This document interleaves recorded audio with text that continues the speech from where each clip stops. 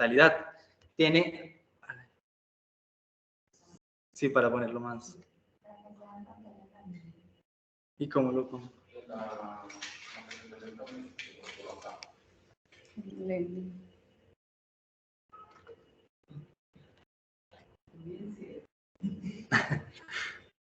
Pero estás en eso. Quiero salir a la otra. ¿Dónde está? Ahí. No, ¿dónde está el... Microsoft. Mira, este es Microsoft. No, Ah, la descarga, pero es que da el seco de corre. o sea, si ponemos acá... Ah, tú hiciste esto, ¿sí? Y te sale así. No, perdón. Sale ahí. Bueno, No, te toca o descargar. La descarga. Entonces, un momento, vamos a solucionar unos problemas técnicos.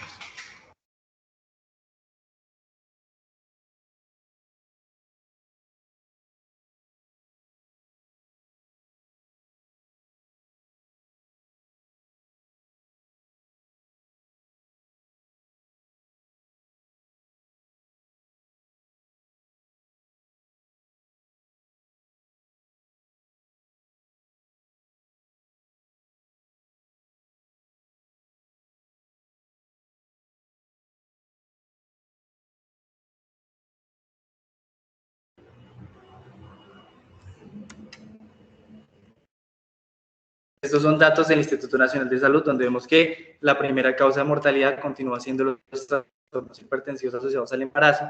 Tiene una incidencia del 7% en el total de mujeres embarazadas y a día de hoy, datos nacionales, tiene una tasa de mortalidad materna de 42 por cada 100.000 nacidos vivos. En cuanto a la definición de preeclampsia, sabemos que es la hipertensión arterial sistólica mayor a 140 y una hipertensión y una presión arterial diastólica mayor o igual a 90, tomada en 2 ocasiones con un lapso de 4 horas, asociado a proteinuria y o disfunción orgánica. En cuanto a la disfunción orgánica, se encuentra la lesión renal aguda, una creatinina mayor a 1, alteración hepática dado por las transaminasas, con o sin dolor en hipocondrio derecho, complicaciones neurológicas como la eclampsia, la cefalea, la hiperreflexia y el escotoma, y complicaciones hematológicas como la coagulación intravascular diseminada, la hemólisis y plaquetas por debajo de 150.000, aparte de la disfunción uteroplacentaria. Entonces, en cuanto a fisiopatología, quise traer este esquema. Este esquema es de una revisión de literatura que se hizo en Lancet, donde nos tratan de explicar la fisiopatología de la preeclampsia por medio de 2 etapas grandes. Entonces, una primera etapa en la que tiene que ver las alteraciones a nivel de la transformación de las arterias espirales, el estrés oxidativo y todos los cambios inflamatorios isquémicos que se dan principalmente por las interleuquinas. Y una etapa 2 donde lo que empieza a afectar es todo lo de la circulación materna y el desbalance que va a haber entre los factores angiogénicos y antiangiogénicos. Aparte nos hablan de lesiones vasculares y todo el comportamiento de una hipertensión tal como la conocemos en la paciente no embarazada.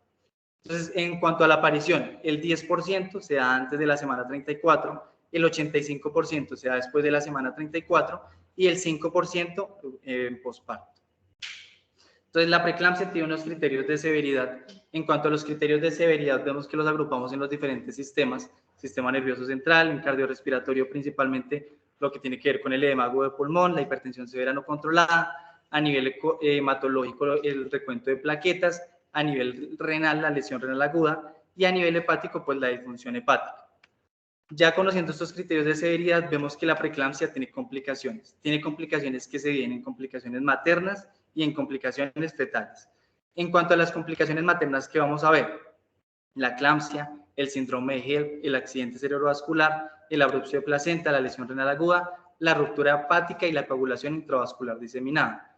Y en cuanto a complicaciones fetales, vamos a tener la restricción de crecimiento fetal, la encefalopatía hipóxica isquémica, la prematuridad, la enterocolitis necrotizante, la sepsis y la mortalidad neonatal. Entonces, después de este abordaje a grosso modo de lo que tiene que ver con preeclampsia, vemos que a nivel del diagnóstico contamos con varias herramientas para predecir qué paciente va a tener preeclampsia, con el fin de dar manejos preventivos como es el ácido acetilsalicílico. Pero entonces, en esta charla lo que queremos saber es si existen herramientas para predecir la aparición de preeclampsia, de complicaciones en las pacientes que ya tienen una preeclampsia diagnosticada. Entonces, esta respuesta la vamos a llevar a cabo por medio de un caso clínico. Entonces empezamos con el caso clínico, una primigestante de 25 años con un embarazo de 29 más 5 semanas que ingresa al servicio de urgencias con único síntoma epigastralia. Al ingreso por el servicio de urgencias le toman cifras tensionales donde se encuentran elevadas por encima de 140-90, ninguna en rango de crisis.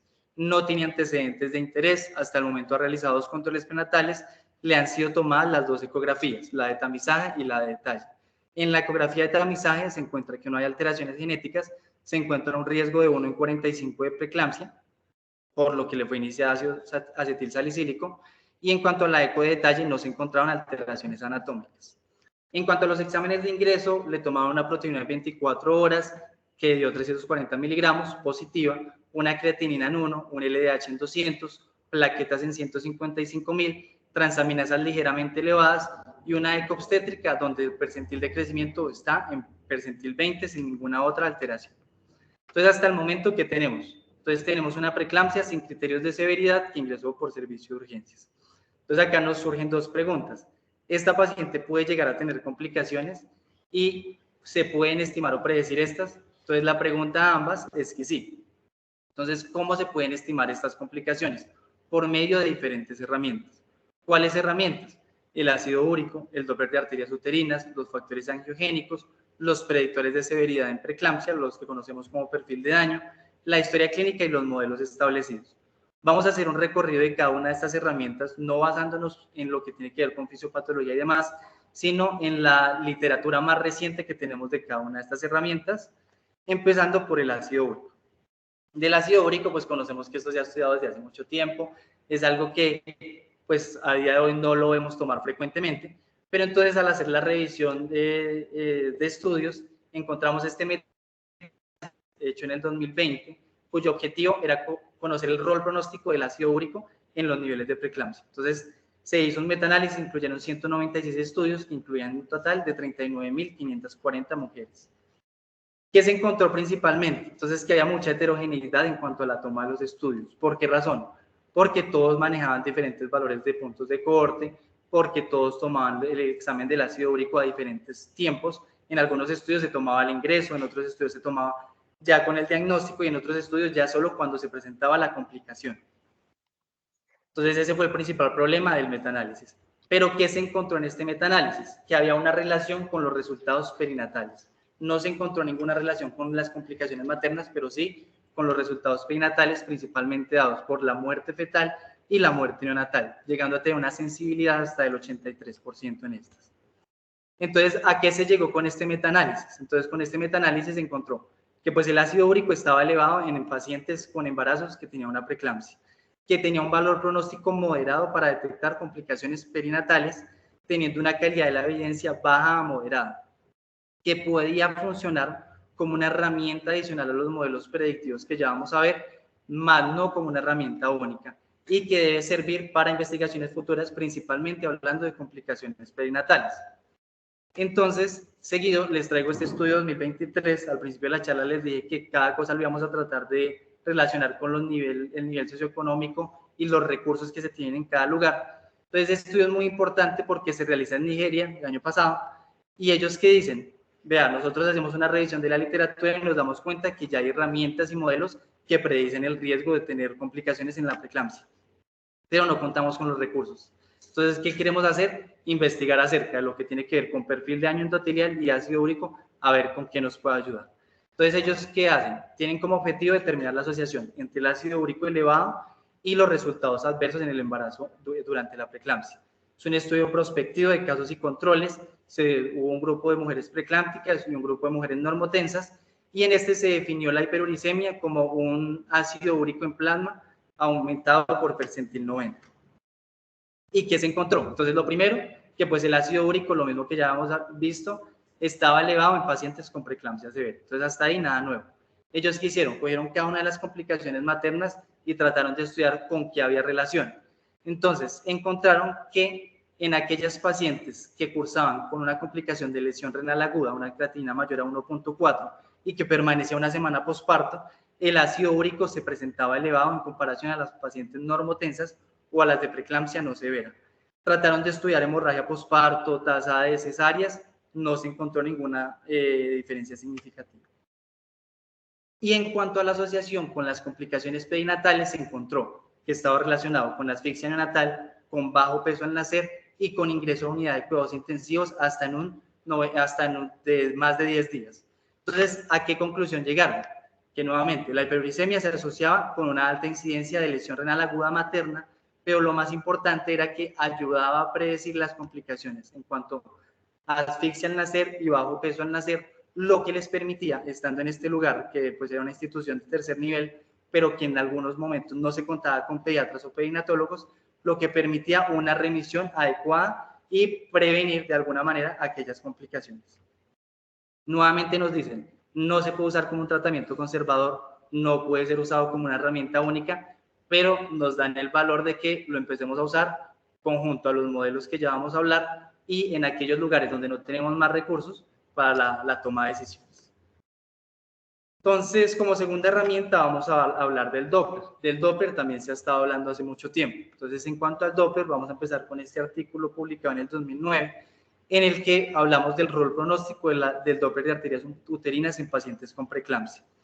¿Cuál objetivo tenía este estudio? Evaluar la capacidad predictiva del Doppler de arteria umbilical, de arteria cerebral media y de uterina en mujeres con diagnóstico de preeclampsia. Los datos fueron tomados entre enero del 2002 y diciembre del 2008. Se contó con 190 mujeres con embarazos únicos y un diagnóstico de preeclampsia y se realizaba un seguimiento. ¿El seguimiento cómo se realizaba? Tomando la presión arterial sistémica 4 veces al día, para clínicos al menos 2 veces por semana, se realizaba el Doppler al menos cada 3 días y se realizaba un monitoreo fetal diario. Entonces, de la población estudiada, 85% de las pacientes fueron diagnosticadas con preeclampsia severa. De estas 85% de pacientes, el 96% tenían preeclampsia temprana.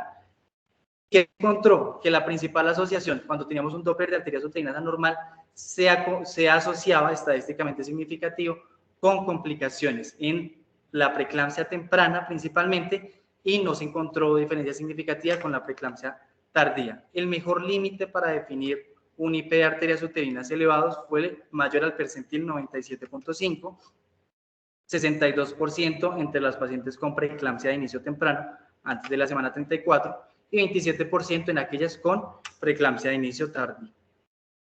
¿Qué resultados se encontró en cuanto a complicaciones perinatales? El primero que se encontró fue feto pequeño para la edad gestacional. Tuvo una mayor incidencia igualmente en la preeclampsia temprana, un 85% versus un 44%.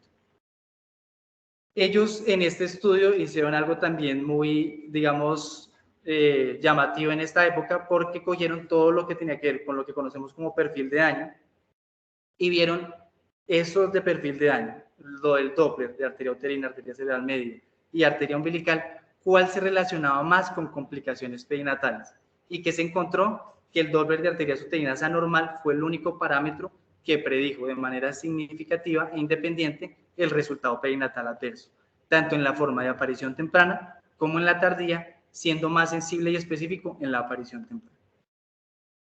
Entonces, ¿qué conclusiones se llegaron con este estudio? Entonces, que el Doppler de arteria uterina era el mejor parámetro predictivo para conocer el resultado perinatal en embarazos con preeclampsia, que se podía llegar a incluir como una prueba de vigilancia primaria, que en preeclampsia temprana el Doppler de arteria uterina tenía un mejor desempeño en descartar un resultado adverso, permitiendo la prolongación segura del embarazo. Entonces ahí vemos que ellos también no hablan solo del diagnóstico, sino también del seguimiento y qué conductas tomar, y que en preeclampsia tardía es mejor para definir fetos en riesgos, haciendo reevaluar el tratamiento ambulatorio recomendado. ¿Esto a qué se refiere? Que ellos decían que en la preeclampsia tardía pues no tenía tan buena sensibilidad y especificidad para decirnos las complicaciones, pero que cuando el Doppler de arterias uterinas salía alterado, preferían dejar hospitalizadas a estas pacientes entre semana 34 y 37 para ver la evolución o asegurar que pudieran llegar a visita con ginecólogo por consulta externa. Entonces, posterior a este estudio, en el 2020 se publica este estudio que habla del rol pronóstico del Doppler de arterias uterinas en preeclampsia temprana y en preeclampsia tardía con criterios de severidad. ¿Qué objetivo tenía este? Correlacionar los hallazgos del Doppler de la arteria uterina con los resultados maternos y neonatales en pacientes con preeclampsia severa. Se tenía 60 mujeres con preeclampsia con criterios de severidad, las cuales habían 30 con preeclampsia temprana, 30 con preeclampsia tardía, y se realizaba un seguimiento de una semana en el posparto, tanto a la mamá como al neonato. ¿Qué complicaciones maternas consideraron en el estudio? Síndrome de HELLP, edema agudo de pulmón, eclampsia y lesión renal aguda. Y en cuanto a complicaciones neonatales, feto pequeño para la edad gestacional, una Apgar menor a 7, necesidad de cuidados intensivos neonatales, hemorragia interventricular y enterocolitis necrotizante. Entonces, en este realizaban 3 medidas a la hora de tomar el Doppler. Entonces, el índice, unas medidas cuantitativas y unas medidas cualitativas. Tomaban el índice de pulsatividad, el índice de resistencia y el notch diastólico. ¿Qué se encontró? Que 45 mujeres tenían un Doppler anormal. De estas, 34 contaban con un índice de resistencia normal, 19 con un índice de pulsatividad y 36 presentaban un notch diastólico. El 21.6 desarrollaron complicaciones maternas, la mayoría pertenecía al grupo de preeclampsia de inicio temprano. El notch diastólico fue 2 veces más frecuente en preeclampsia temprana y el índice de resistencia fue anormal hasta en el 63% de la preeclampsia temprana en comparación al 50% en la preeclampsia tardía.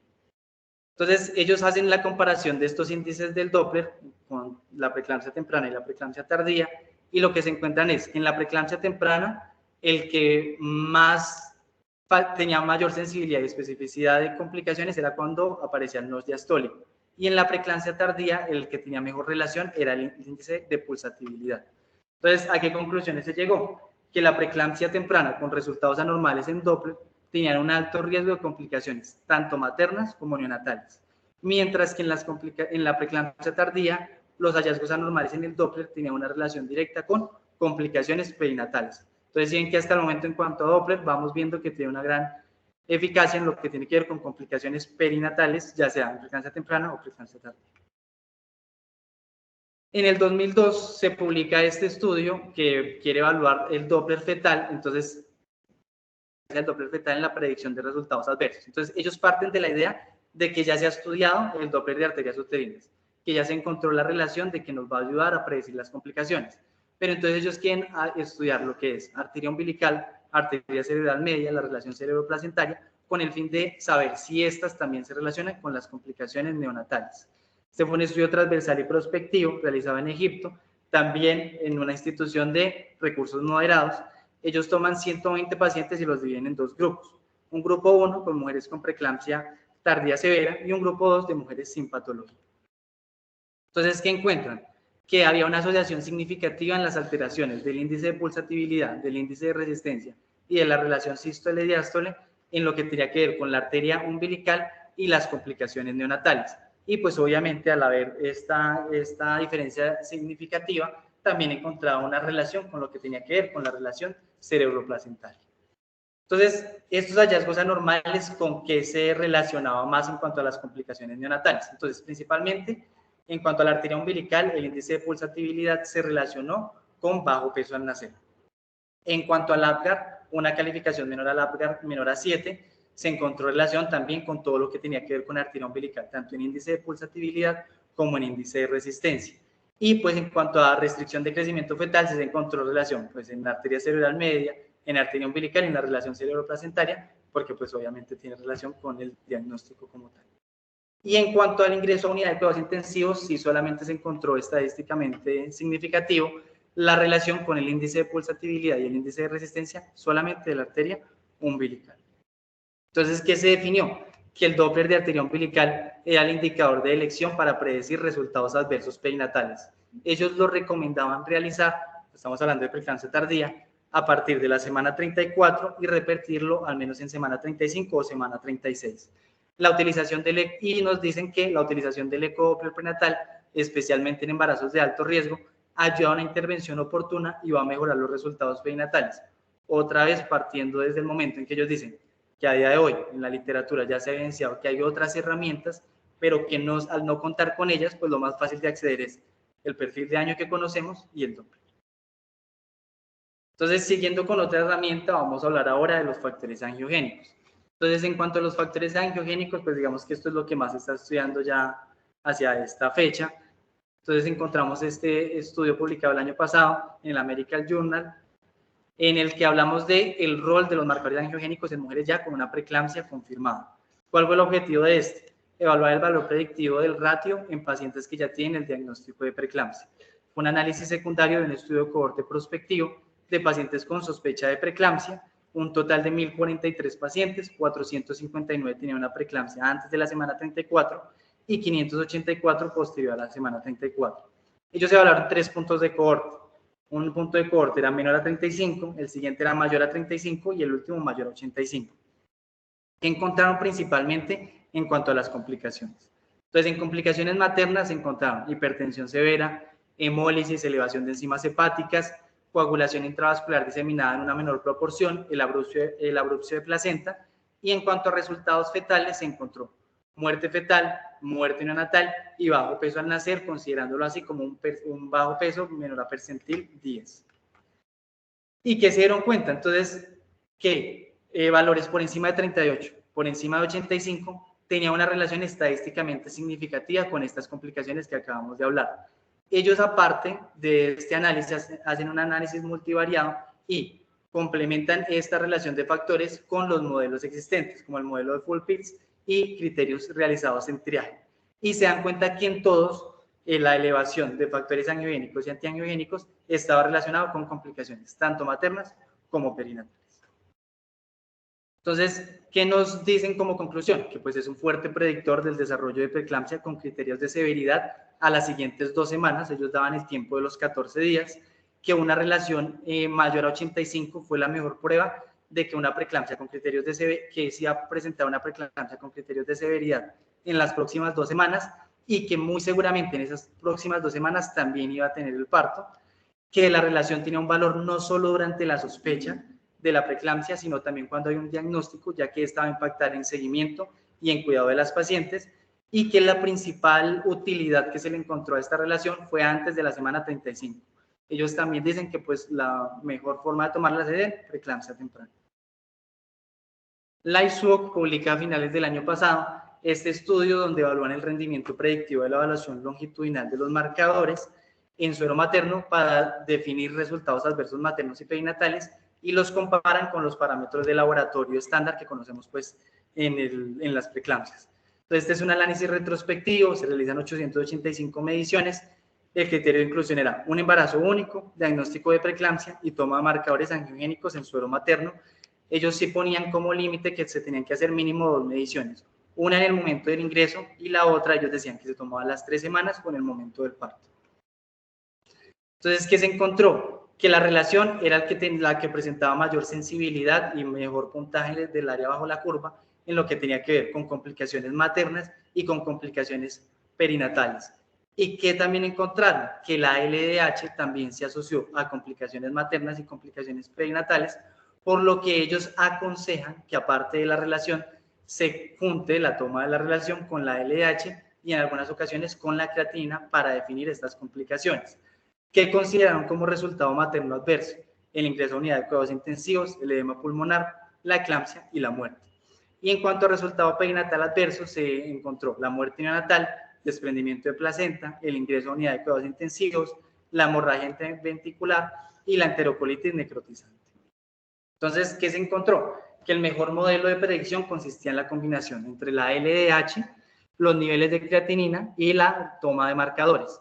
¿Por qué? Porque tenía un área bajo la curva de 0.77. Fue significativamente mayor la toma de estos 3 exámenes a comparación de cuando se tomaba solo la relación. Ninguna combinación de biomarcadores fue superior a la toma de la relación, es decir, la toma del perfil de daño nunca fue superior a solo tomar el ratio. Y que se debe empezar a pensar más en la vigilancia óptima después del diagnóstico de preeclampsia y obviamente pues ayudarnos de los factores. Entonces, en cuanto a los criterios de severidad, entonces acá vamos a hablar de lo que tiene que ver con los paraclínicos de perfil de daño endotelial. Obviamente no vamos a hablar de cada uno de ellos porque pues sería muy extenso, pero vamos a hablar principalmente de la LDH. ¿Por qué la LDH?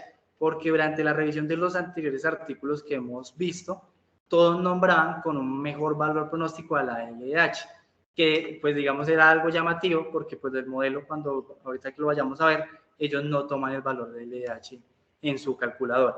Pero entonces en los estudios sí lo vieron importante, entonces por eso les traje este estudio. Entonces fue publicado en el 2023, es un estudio prospectivo de casos y controles, un total de 154 casos, en los cuales se dividen en 2 grupos, pacientes normotensas y pacientes preeclámpticas. Entonces, ¿qué encontraban? O sea, ¿qué se trataba de buscar? La relación entre estos niveles de LDH y las complicaciones. Entonces, ¿qué se vio? Que pues obviamente una preeclampsia severa, pues los niveles de LDH van a estar aumentados. Hasta ahí, ya lo que sabemos. Pero entonces algo llamativo es que cuando los niveles de LDH estaban mayor a 800, se encontró una relación directa con casos de abrupción de placenta.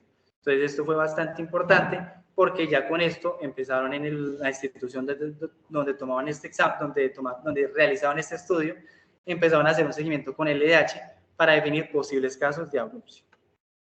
Y en cuanto a los resultados perinatales, se encontró igualmente resultados estadísticamente significativos cuando una LDH era mayor a 800 porque se relacionaba con un bajo puntaje en el Apgar y tasa de restricción de crecimiento fetal. Entonces se definió que los valores de LDH fueron significativamente altos en pacientes con preeclampsia dependiendo de la gravedad de la enfermedad. Si eran mayor de 600 o mayor de 800, pues obviamente se relacionaban con preeclampsia severa.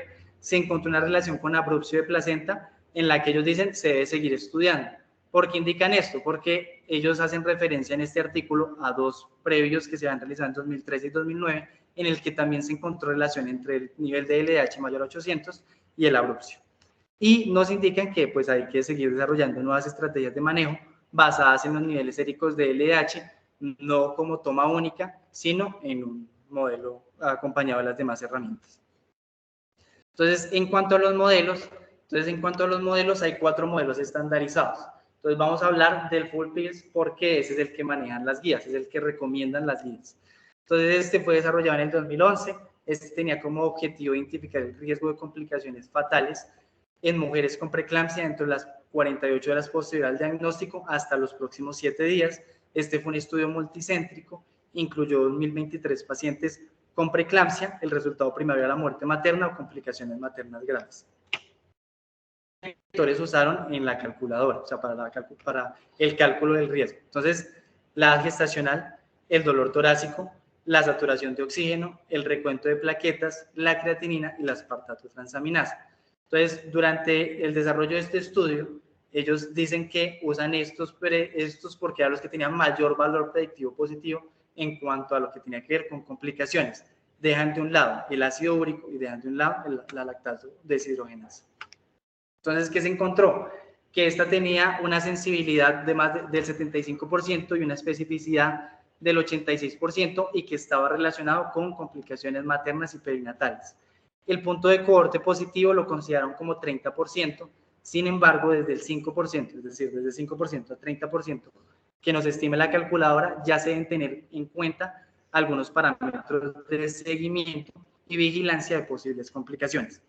Y esta tablita de acá abajo fue que principalmente se relacionó con trombocitopenias. Entonces, recuentos plaquetarios menores de 75.000 era lo que definían en este estudio. Entonces, los otros modelos pronósticos de complicaciones maternas agudas se encuentran en mini-PIRS, que pues digamos, este no está todavía avalado por las demás guías, pero en su estudio de publicación se relacionaba, no, nos ayudaba en el consultorio, o sea, en el control prenatal, para la toma de control prenatal, porque no tenía variables para clínicas. Y los estudios PrEP, que pues digamos fueron publicados en el 2017, que también son modelos, están en línea con cálculo, esos se están estudiando más que todo en lo que tiene que ver con pacientes en unidades de cuidados intensivos, pero lo que les digo nuevamente, no se ha publicado recomendaciones a favor de estas en las guías. Entonces, habiendo revisado estas herramientas, volvemos a nuestro caso clínico. Entonces, en nuestro caso clínico, ¿se acuerdan que teníamos una preeclampsia sin criterios de severidad? Entonces, ella la volvimos a valorar y nos refirió a disnea. En los paraclínicos, le tomamos unos paraclínicos de control a 6 horas y nos encontramos unas plaquetas en 150.000, una creatinina en 1 y una saturación de 94%. ¿Por qué les traigo estos valores solamente? Porque con estos valores es que vamos a meterlo a la calculadora que se encuentra en línea del Full PIRS y nos da un riesgo de 13.2. Entonces, ¿se acuerdan que les dije? El punto de cohorte de mayores complicaciones era 30%, pero entre 5 y 30% ya teníamos que empezar a pensar en que probablemente pueda llegar a tener complicaciones hasta los 7 días. Muy seguramente no en las 48 horas, pero sí a los 7 días. Entonces, con este riesgo, en esta paciente tomamos los siguientes exámenes complementarios, que son los que tienen que ver con las herramientas que hemos visto. Entonces, tomamos un Doppler fetal. El Doppler fetal fue normal. Tomamos un Doppler de arterias uterinas. Este Doppler salió con un percentil mayor a 95. tomamos un ratio, ese ratio salió en 1095, ácido úrico en 7 y un perfil de daño endotelial donde llamaba la atención un LDH en 800. Entonces, con estos exámenes, consideramos que esta paciente tuvo los siguientes desenlaces. Entonces, tuvo una preeclampsia severa con una finalización del embarazo en la semana 30+1. Tuvo una abrupción de placenta, tuvo un síndrome GEL posparto y el neonato requirió estar 18 días en unidad de cuidados intensivos neonatales. ¿Por qué traje este valor de ratio y el cálculo del PIRS? Entonces, lo traje principalmente porque en el 2020 se realizó un estudio en el que trataban de comparar el modelo PIRS con la toma del ratio de factores angiogénicos y antiangiogénicos para definir cuál era mejor a la hora de predecir complicaciones. ¿Y qué se encontró? Que la relación tiene una mayor sensibilidad y una mayor especificidad. Entonces, con eso podemos ver que pues al estar elevado, eso nos decía, vea, a esa paciente se le va a complicar en 48 horas. Y fue lo que ocurrió en nuestro caso. Entonces, ya habiendo estudiado esto, vamos a ver qué dicen las guías, porque pues obviamente todo esto son publicaciones, pero entonces vamos a ver qué nos recomiendan las guías. Entonces, la guía de FIGO, publicada en el 2021, nos recomienda con una calidad de la evidencia moderada que se debe realizar el seguimiento de las mujeres con preeclampsia diagnosticada a base del modelo Full PIRS con el fin de predecir complicaciones en las próximas 48 horas a 7 días. Ellos no toman ninguna otra de las de los modelos de calculadoras, pero sí nos indican que este debe ser siempre tomado en el ambiente hospitalario. La Asociación de Hipertensión, la Sociedad de Hipertensión, publicada también en el 2021, entonces también nos indica que el seguimiento en mujeres con diagnóstico de preeclampsia en el ambiente hospitalario se debe calcular siempre el full PIRS, con el fin de realizar un adecuado seguimiento y definir posibles complicaciones. Y el Clinic, pues digamos que el Clinic es el que más tiene estandarizado, lo tiene también hasta en algoritmo y demás, no solo el PIRS, sino también el... Entonces, en cuanto al PIRS, ellos no nos hablan del valor que habíamos dicho de 30%, sino del 5%. Entonces, que fue lo que les dije cuando estábamos viendo el modelo. Entonces, nos dicen que si está menor a 5 y tenemos una relación menor a 655, nada, podemos seguir un tratamiento conservador y revalorar a la paciente a los 7 días. Pero si está mayor a 5 y la relación es mayor a 655, no nos vamos a poner a esperar. Tenemos que, si estamos en, como es el caso acá, en una preeclampsia temprana, antes de las 34 semanas, realizar colocación de esteroides antinatales y empezar a pensar en la finalización porque esa paciente se nos va a complicar. Entonces, en resumen, como para llevar los datos grandes, entonces vamos a hablar de las diferentes herramientas con sus valores y su utilidad. Entonces vamos a empezar. El ácido úrico. El valor, haciendo la revisión de los estudios, fue 5.7. ¿Cuál era su utilidad? Su utilidad era lesión renal aguda materna, bajo peso al nacer y asfixia neonatal. Esto importante, vuelvo y les digo, el ácido úrico, como lo vimos en los artículos que revisamos, tiene mayor sensibilidad y especificidad en aquellas instituciones donde no se cuenta con más recursos, o sea, donde no se puede tomar otro examen y nos ayuda principalmente a las complicaciones perinatales. En cuanto al Doppler de arteria uterina, un valor mayor al percentil 95 nos va a dar, tiene como utilidad evaluar el resultado materno y perinatal de preeclampsia temprana y tardía, siendo más importante en la preeclampsia temprana. Este seguimiento lo dejo en interrogación porque, como vimos en los estudios que hablaron del rol pronóstico del Doppler, nos dicen, vea, usémoslo para definir las complicaciones, o sea, usémoslo como seguimiento. Pero las guías a día de hoy ninguna lo recomienda. En cuanto al Doppler de arteria umbilical, el percentil mayor a 95 también, su utilidad, bajo puntaje en el Apgar, restricción de crecimiento fetal. Importante acá pues poder contar con el grupo de pediatría en el momento del parto porque sabemos que tiene más relación con estas complicaciones. Y en cuanto a la LDH, el valor mayor a 800, ver su utilidad en lo que tiene que ver con el riesgo de abrupción de placenta y seguirlo estudiando porque pues este sería un hallazgo bastante innovador. En cuanto a los factores angiogénicos, pues nos van a ayudar con el seguimiento y con definir a qué conducta vamos a tomar en esa paciente. Entonces acá les traje como este resumen de acuerdo a los valores, también basados en la literatura. Entonces donde nos dice, vea, usted tiene una relación debajo de 38, prácticamente que la preeclampsia pues se puede descartar porque tiene un valor predictivo negativo del 99% y del 95%. ¿Cuándo sería el tiempo de parto? No, pues cuando ella inicie su trabajo de parto, o sea, no hay un tiempo estimado. ¿Qué debe hacerse? Pues tranquilizar a la paciente, no se necesitan más determinaciones, a menos de que surjan nuevas sospechas. ¿Qué quiere decir? Que pues, la paciente reconsulte nuevamente con epigastralgia, dolor de cabeza, cifras tensionales elevadas. Cuando el valor es intermedio, entre 38 y 85, entre 38 y 110, la probabilidad de predecir la preeclampsia a las próximas 4 semanas tiene un valor predictivo positivo del 40%. El 20% va a permanecer embarazada al menos un mes, o sea, un mes más. Vamos a tener 4 semanas más de maduración pulmonar y de todo lo que va a beneficiar al feto. ¿Qué debe hacerse? Visitas de seguimiento, nueva toma de esta relación en 1 a 2 semanas y educación materna sobre signos y síntomas de la preeclampsia. Cuando el valor es alto, mayor a 85, el diagnóstico de preeclampsia pues es muy probable. En cuanto al tiempo de parto, ¿qué se define? Que el 15% va a permanecer embarazada 2 semanas, o sea, más de 2 semanas. Pero también puede que el 85% puede llegar a tener complicaciones en estas 2 semanas. ¿Qué se debe hacer? Una visita de seguimiento, nueva toma de la relación en 2 a 4 días. Y en cuanto a la preeclampsia temprana, considerar la derivación a un centro de nivel superior, principalmente donde se cuente con perinatología y unidades de cuidados intensivos neonatales. Y una preeclampsia tardía, considerar reducir el tiempo para la inducción de trabajo de parto. Cuando uno revisa la literatura, esto último que les acabo de decir, lo que ellos quieren decir es, vea, si sale mayor a 85 y tengo un embarazo de 35.6, no se espera llevarlo hasta la 37. Vigílela y empiece la inducción de semana 36 o semana 36 más 1. Y cuando el valor es muy alto, pues mayor a 155, es muy probable que haya complicaciones a corto plazo y necesidad de parto. ¿Cuál sería el tiempo de parto? Entonces, el 30% permanece embarazada después de 2 días, pero el 70% van a ser en esas próximas 48 horas. ¿Qué se debe hacer? Una estrecha vigilancia y en cuanto a la preeclampsia temprana, la colocación de esteroides antenatales para la maduración fetal. Entonces, como conclusiones, podemos decir que existen marcadores y modelos que nos ayudan a predecir complicaciones en la preeclampsia, que estas herramientas tienen un impacto tanto en el seguimiento como en el manejo ambulatorio e intrahospitalario, que tienen su principal función, como lo vimos a lo largo de las revisiones, en la preeclampsia temprana y en la severa. ¿Por qué? Porque nos va a predecir la severidad. Y que se puede calcular el riesgo materno mediante el uso de instrumentos en línea, las calculadoras de las que hablamos. Entonces, digamos, en cuanto a esto, cuando uno revisa la literatura netamente de Latinoamérica, los argentinos y los chilenos en cada consulta, en las hospitalizaciones, utilizan el modelo para predecir complicaciones. Y pues es una recomendación que ellos también dan. Se requieren más estudios con el fin de implementar protocolos claros de acuerdo a cada institución. Esta conclusión, digamos que es como de las más importantes, porque cuando uno hace la revisión, las herramientas se conocen, y fue las que vimos, y los modelos se conocen, pero todo va a cambiar de acuerdo a la institución en la que estamos, de acuerdo a los recursos que tenemos. ¿Por qué? Vemos los estudios realizados en África, en el de Nigeria, en el de Egipto, ellos que usaban ácido úrico y perfil de daño. ¿Por qué? Porque no se contaba con nada más.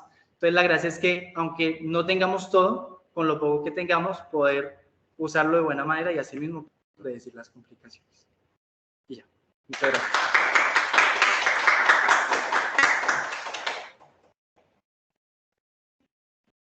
Muchas gracias, Alejandro, por la presentación. No sé si la doctora Clara tenga algo que comentar o decir.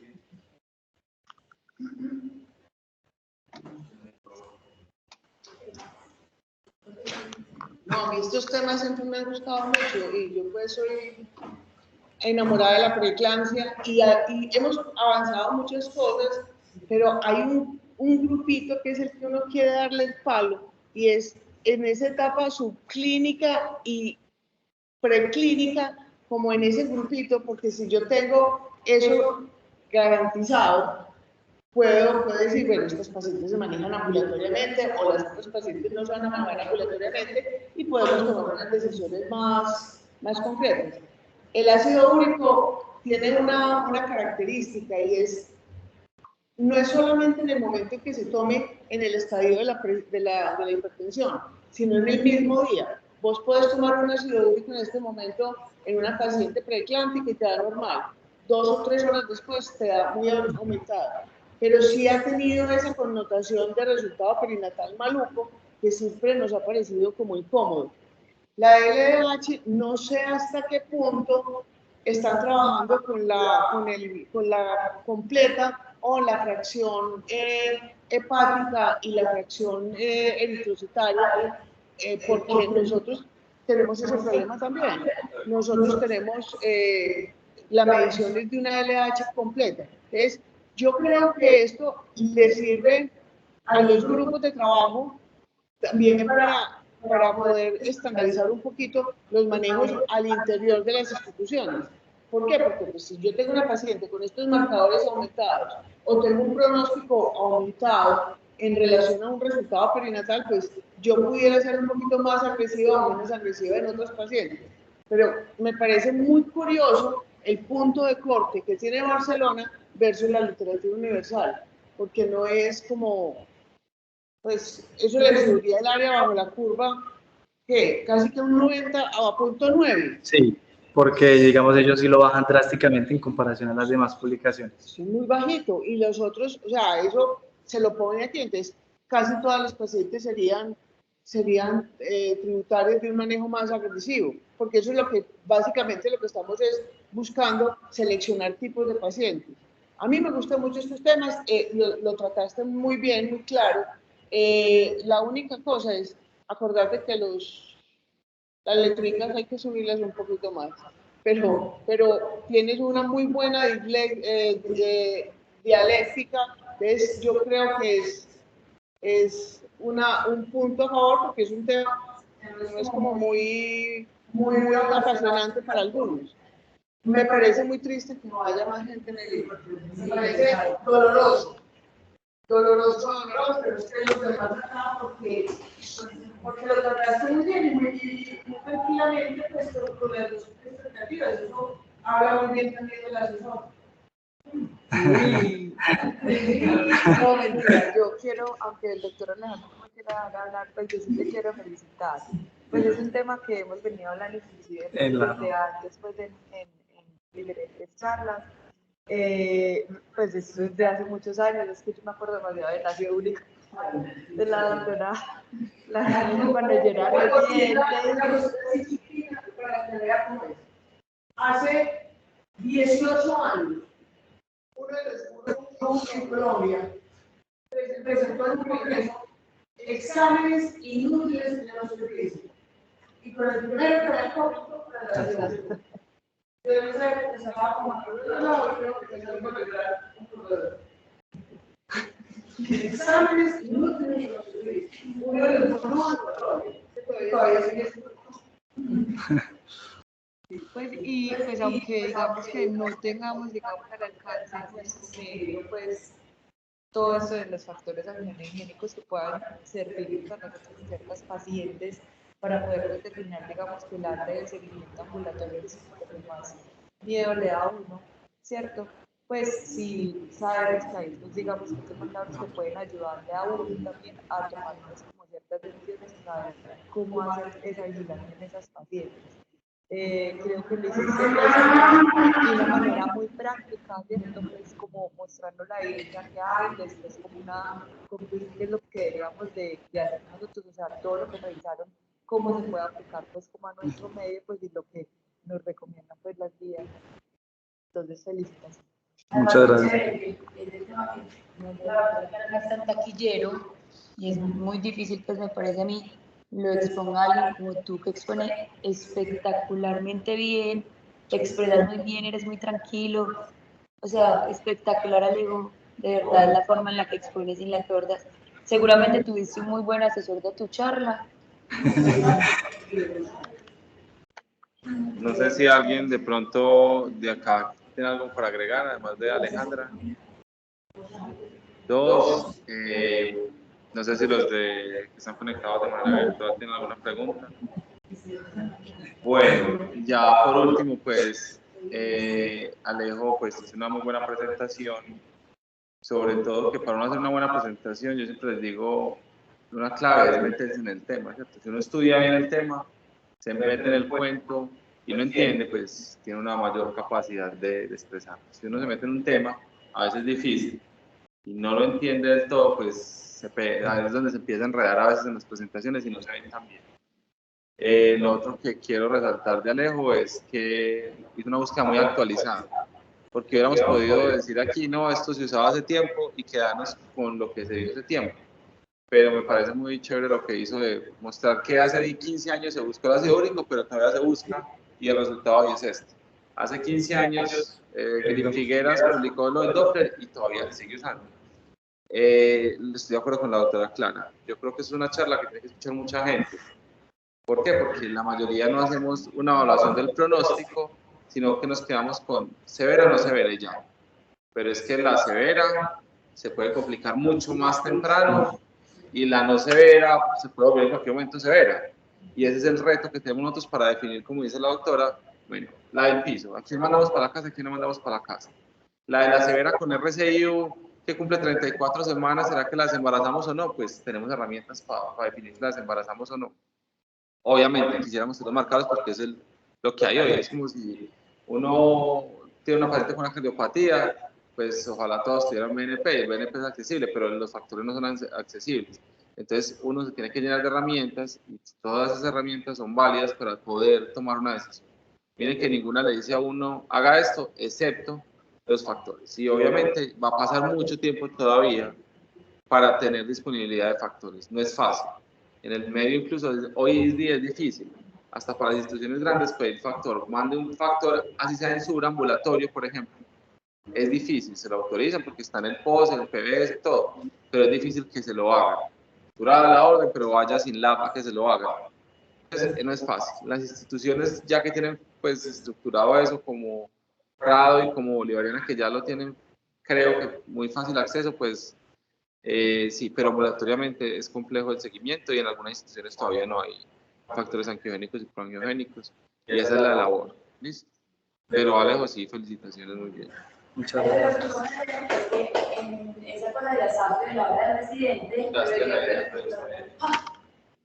esa puede estar bastante porque se necesita muchísima gente, no solo de acá, sino de otras universidades, muchos profesores, y creo que sería una cuestión diferente. Muchas gracias. Gracias. Ay, se alegre. Hay que